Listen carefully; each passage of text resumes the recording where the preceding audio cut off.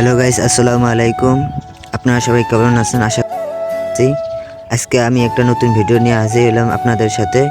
এই ভিডিওতে থাকছে আমাদের গ্রামের ঐতিহ্য ও আমাদের গ্রামের দৃশ্য। আপনারা ধৈর্য সহকারে একটু অপেক্ষা করে আমাদের এই ভিডিওটা দেখতে থাকুন।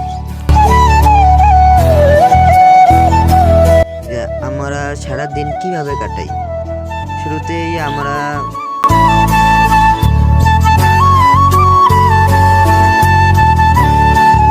এই যে সামনে দেখা যাচ্ছে কাতলামারি স্কুল, আর পাশেই আছে টং। এই টঙে আমরা আড্ডা দেই সাধারণত। তো ছাদের বাতাসটা খুব ভালো লাগতেছে। আর এই জায়গায় টং আছে যেখানে মুরব্বীরা গল্প করে। তো আমরা দুজনেই এই জায়গায় ভিডিও শুট করতেছি। তো ছাদ থেকে নামার পর এই দেখুন আমাদের গ্রামের সৌন্দর্য কত সুন্দর, মনোমুগ্ধকর। আর এই মুরব্বী টঙের মধ্যে বসে গল্প করতেছে, আর এই ছেলেবেলে সবাই ফ্রি ফায়ার খেলতেছে, সবাই ফ্রি ফায়ারের পাগল। তো একজন করি প্রোম্যান, বট নয় প্রোম্যান, তারা আর কি ফ্রি ফায়ার খেলতেছে। ফ্রি ফায়ার খেলার পর আমি কিছুক্ষণ মোবাইল টিপলাম। মোবাইল টিপার পর আমরা চলে আসলাম নদীর এই দিকে। তো একজনকার বাড়ির সামন দিয়ে আঙ্গিনায় দিয়ে যাইতেছি। তো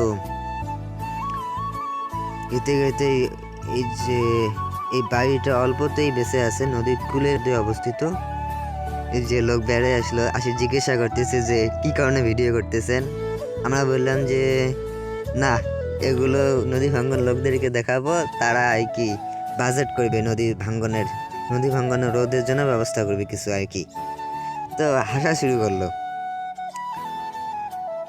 আর বর্তমান নদীর মধ্যে পানি নাই, যে নদীর অবস্থা। যখনই মন খারাপ হয়ে থাকে তখনই আমরা আর কি এই জায়গার মধ্যে আসি। আর সন্ধ্যা ঘনিয়ে আসছে, দেখতে চারিপাশটা অনেক ভালো লাগতেছে আর কি, মনটাও ফুরফুরা। আর ওই যে আমার বাড়ি, জুম করে দেখাইলাম। তো ভিডিওটা এনজয় করতে থাকেন।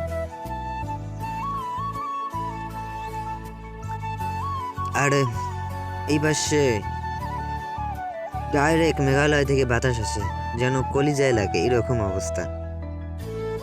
আর এই মুরব্বী মহিলাগুলো আর কি সন্ধ্যার বাতাসটা উপভোগ করতেছে, মনোমুগ্ধকর।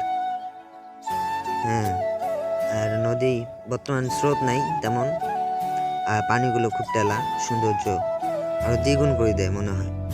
আর ওই যে মেঘালয়, যেন এই পাশ থেকে মেঘালয় বাতাস যেন ডাইরেক্ট কলিজায় আসি লাগে, এরকম একটা অবস্থা।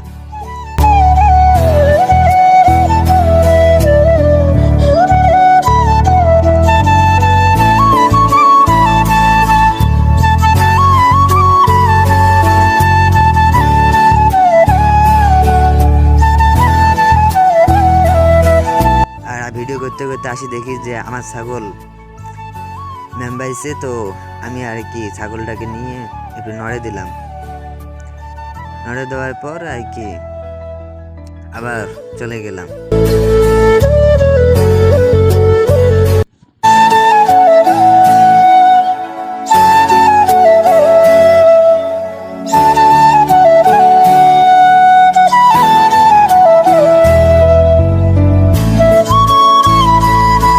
আমরা সেই বড়াই ঢেলাইলাম আর কি, আমার মামার কাজ, এই জন্য আর কি অতটা অনুমতি নিলাম না।